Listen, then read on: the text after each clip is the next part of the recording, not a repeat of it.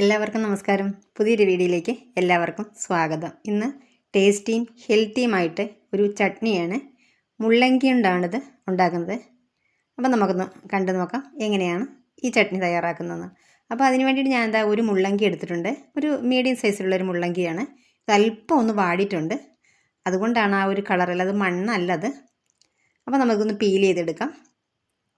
Peel ചെയ്തിട്ട് നന്നായിട്ടൊന്ന് കഴുകിയിട്ട് ഒന്ന് കട്ട് ചെയ്തെടുക്കുന്നുണ്ട്. ഈ ഒരു വലുപ്പത്തിലാണ് കട്ട് ചെയ്തെടുത്തിട്ടുള്ളത്. ഇതിനി നമുക്ക് ഒന്ന് ഫ്രൈ ചെയ്തെടുക്കണം. ഒരു 2 മിനിറ്റ് ഒന്ന് ഒരു പാനിലേക്ക് ഇട്ടിട്ട് ഒന്ന് വഴറ്റിയെടുക്കാം. ഒരു പാൻ വെച്ചിട്ട് അതിലേക്ക് ഞാൻ വെളിച്ചെണ്ണയാണ് ചേർത്ത് കൊടുത്തിട്ടുള്ളത്. ഒരു 1.5 ടേബിൾ സ്പൂണോളം വെളിച്ചെണ്ണ ചേർത്ത് കൊടുത്തിട്ടുണ്ട്. വെളിച്ചെണ്ണ മാക്സിമം കുറയ്ക്കുന്നതാണ് നല്ലത്. നമ്മൾ ഹെൽത്തി ആയിട്ടാണ് ഇത് ചെയ്യുന്നത്. അപ്പോൾ ഇനി നമുക്ക് വേണ്ടത് ഇത് കട്ട് ചെയ്തെടുത്തിട്ടുള്ള ഈ മുള്ളങ്കി ഇതിലേക്ക് നമുക്ക് ചേർത്ത് കൊടുക്കാം. ഇത് ഇങ്ങനെ വഴറ്റാതെ വേണമെങ്കിൽ നമുക്ക് അരച്ചെടുക്കാൻ പറ്റും. പക്ഷേ ഒരു ചെറിയ പച്ച ചുവയ്ക്കുന്നത് പോലെ നമുക്ക് തോന്നും. ഒരു വല്ലാത്തൊരു ഗ്യാസ് ഉണ്ടല്ലോ ഈ മുള്ളങ്കിക്ക്. അപ്പോൾ അതൊരു വളരെ ബുദ്ധിമുട്ടായിട്ട് തോന്നുന്നതുകൊണ്ടാണ് ഇങ്ങനെ വഴറ്റിയിട്ട് അരച്ചെടുക്കുന്നത്. നന്നായിട്ട് നമുക്കതൊരു 2 മിനിറ്റ് മതി. നമുക്കൊന്ന് വഴറ്റിയെടുക്കാം. ഇടയ്ക്കിടയ്ക്ക് ഒന്ന് ഇളക്കി കൊടുക്കാം.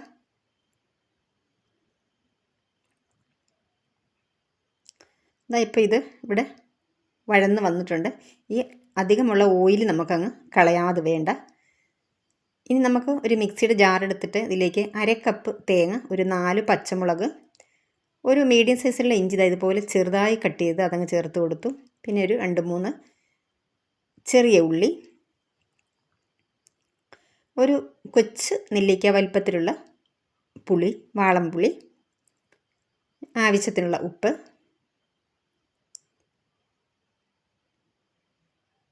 ഇനി നമ്മൾ ഫ്രൈ ചെയ്ത് വെച്ച മുള്ളങ്കി ഇതിലേക്ക് ചേർത്ത് കൊടുക്കാം. ഫ്രൈ ചെയ്തു എന്ന് പറയാൻ പറ്റില്ല, വഴറ്റിയെടുത്തിട്ടുള്ളത്. ഇനി നമുക്കിത് നന്നായിട്ട് അരച്ചെടുക്കാം. നല്ല മഷി പോലെ വേണമെങ്കിലും അരച്ചെടുക്കാം, അല്ലെങ്കിൽ ഒരല്പം തരിതരിപ്പോടെ വേണമെങ്കിലും അരച്ചിട്ടെടുക്കാം. ഞാനിപ്പോൾ ഒരു ചെറിയ തരിതരിപ്പോട് കൂടിയാണ് അരച്ചെടുത്തിട്ടുള്ളത്.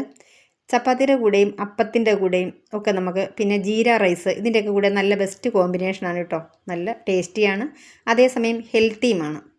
അപ്പോൾ ഈ റെസിപ്പി ചെയ്ത് നോക്കിയിട്ടില്ലെന്നുണ്ടെങ്കിൽ ഒന്ന് ചെയ്ത് നോക്കിയിട്ട് അഭിപ്രായം ഒന്ന് അറിയിക്കണേ. ഇനി നമുക്ക് ഇതൊന്ന് താളിച്ചെടുക്കണം. അപ്പോൾ ഞാൻ ഈ ചമ്മന്തി ഒരു ബൗളിലേക്ക് മാറ്റിയിട്ടുണ്ട്. ഇത് നമുക്ക് ഇങ്ങനെ വേണമെങ്കിലും കഴിക്കാം, അതല്ലെങ്കിൽ കുറച്ച് കടുകൊക്കെ താളിച്ചിട്ട് അങ്ങനെ വേണമെങ്കിലും കഴിക്കാം. ഞാനിപ്പോൾ അങ്ങനെയാണ് ചെയ്യുന്നത്. ഒന്ന് കടുക് താളിച്ചെടുക്കുന്നുണ്ട്. അതിന് വേണ്ടിയിട്ട് പാൻ വെച്ച് കൊടുത്തിട്ടുണ്ട്. ഇതിലേക്ക് ഒരല്പം ഞാനിത് ചേർത്ത് കൊടുക്കുന്നത് തവിടെണ്ണയാണ്.